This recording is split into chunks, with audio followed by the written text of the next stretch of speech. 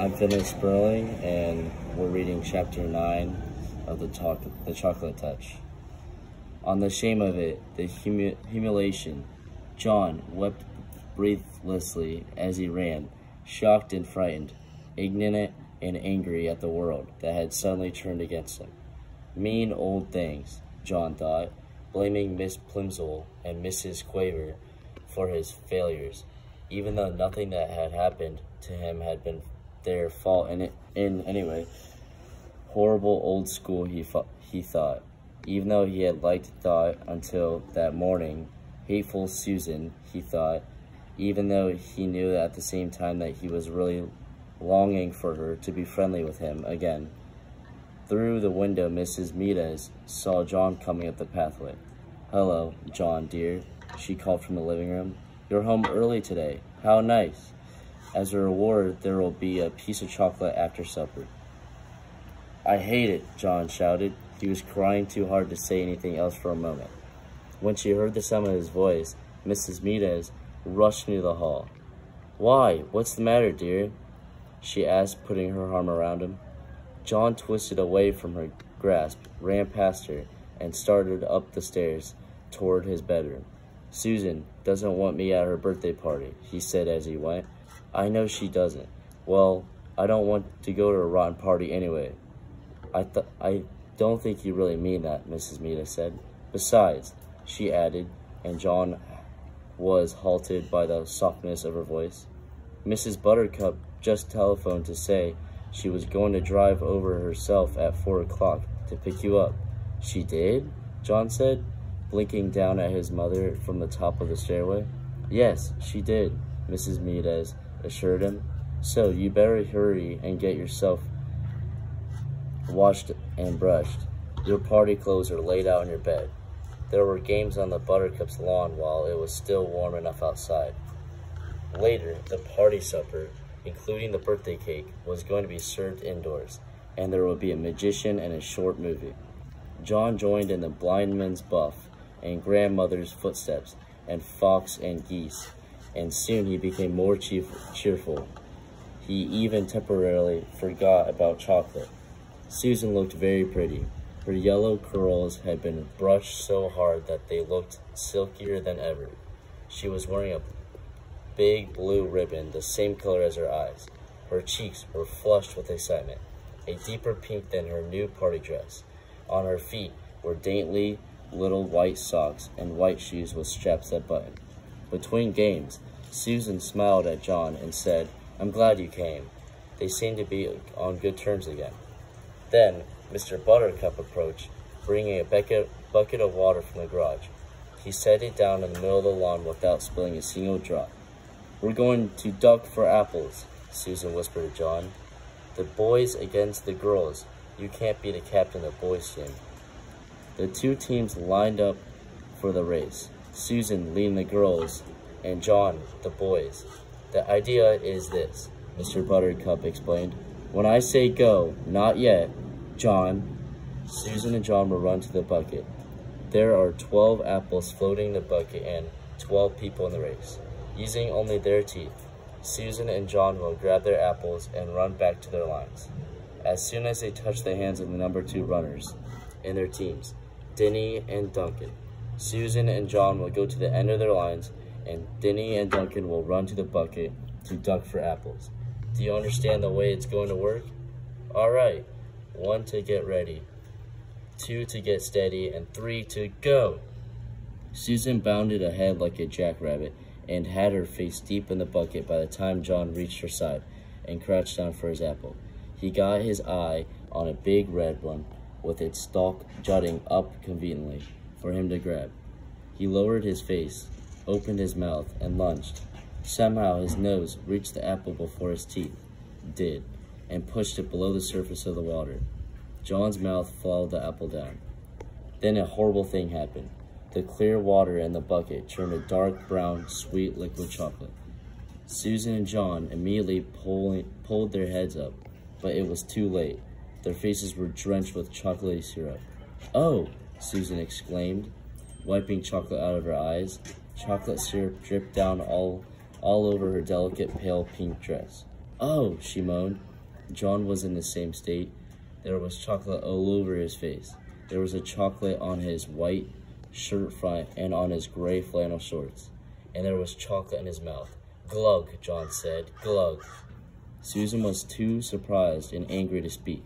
For the second time that day, she turned her back on John and ran away from him. Mrs. Buttercup offered to clean John up, but he couldn't bear to stay at the party another minute. He started off and once for home. That was the end of chapter 9. Okay, go now. I'm going to be reading chapter 10 of The Chocolate Touch. Dragging along and thinking of all the dreadful things that had happened, John had walked about halfway home when he heard the cheery voice of his father. "Hello, hello," called Mr. Midas, crossing over from the other side of the street. He was on his way home from the station. "You left the party rather early, didn't you?" "What?" Mr. Midas had just seen the patches and streaks of chocolate that were drying on John's face and on his clothes. "Good gracious," he said. "No wonder you left the party early. How did that happen?" John burst into tears. It had all been so awful, but now he could tell his father about his terrible day.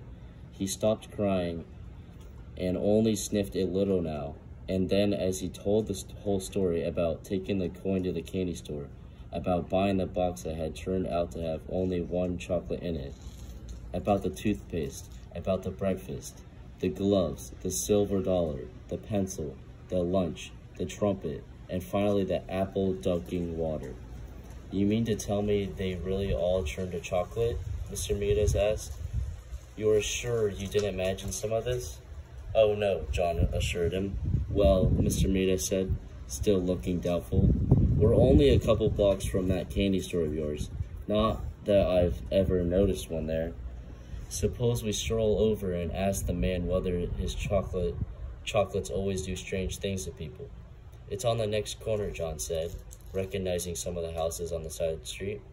"Not the next house, not the next house, not the next," he said, but John's voice faded into silence.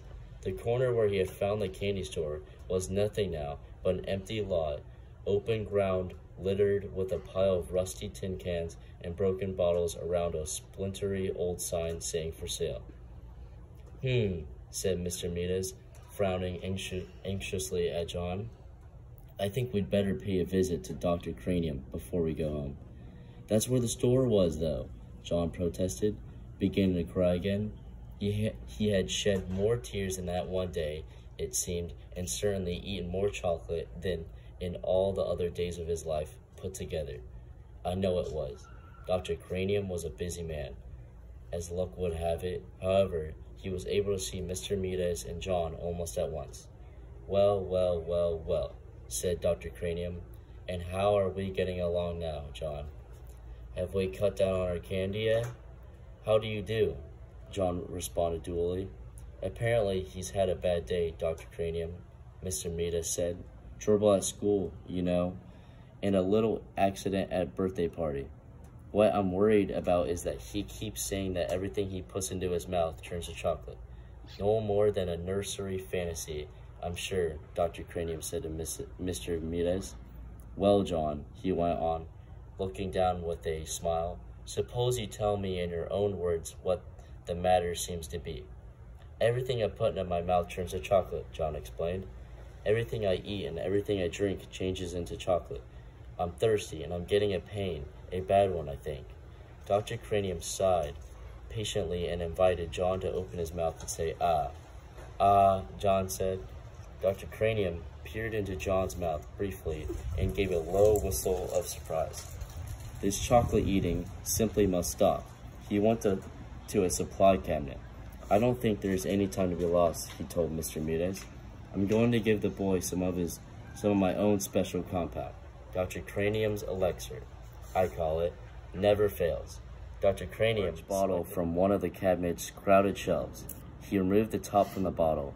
He got a spoon from another shelf. He filled the spoon with an oily, greenish, yellowish medicine that had yellowish-reddish lights glinting on it. "It doesn't taste very pleasant," Dr. Cranium warned John in a pleasant tone of voice, "but I'm sure it'll do the trick. Clear the stomach and clear the mind. That's what I always say." Dr. Cranium offered John the brimful spoon. "Must I?" John asked his father. I know it'll turn into chocolate. Go on, Mr. Midas nodded encouragingly. Drink it down. John took the spoon between his lips. The medicine turned to chocolate. The spoon turned to chocolate. John choked and sputtered, and chocolate syrup spurted from his mouth. Dr. Cranium dropped the spoon in alarm. When it struck the white-tiled floor, the chocolate handle snapped into several pieces. Mercy, said Dr. Cranium. I've never seen anything like it. The boy's whole system seems to be chocolified, that it chocolifies everything it touches. After he had recovered somewhat, the doctor went on. I believe that this must be an unprecedented case of chocolatus. I call it cranium's disease. I shall want to make an exotic study on the child. I think John had enough excitement for one day, Mr. Midas said. That's the end of chapter 10.